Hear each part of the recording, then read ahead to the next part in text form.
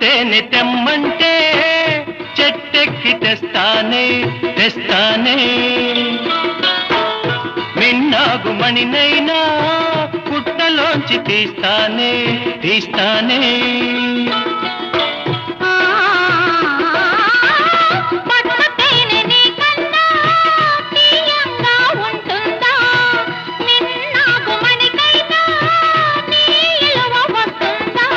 అంతేనా అంతేనా అవును అంతేనా